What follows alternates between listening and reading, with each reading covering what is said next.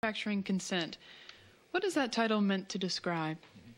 Well, the title is actually borrowed from a book by Walter Lippmann, written back around 1921, in which he described what he called the manufacture of consent as a revolution in the practice of democracy.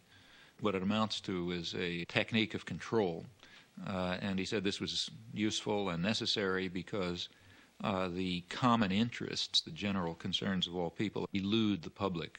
The public just isn't up to dealing with them, and they have to be the domain of what he called a specialized class.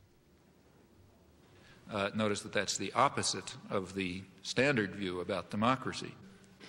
There's a version of this expressed by the highly respected moralist and theologian Reinhold Niebuhr, who was very influential on contemporary policymakers. His view was that rationality belongs to the cool observer, but because of the stupidity of the average man, he follows not reason but faith. And this naive faith requires necessary illusion and emotionally potent oversimplifications, which are provided by the myth maker to keep the ordinary person on course.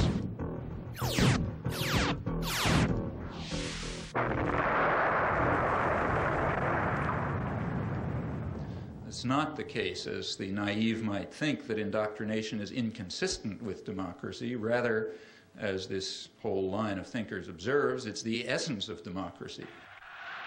The point is that in a military state or a feudal state or what we would nowadays call a totalitarian state, it doesn't much matter what people think, because you've got a bludgeon over their head and you can control what they do.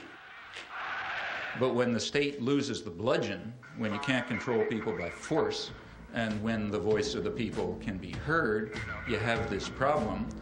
It may make people so curious and so arrogant that they don't have the humility to submit to a civil rule, and therefore you have to control what people think.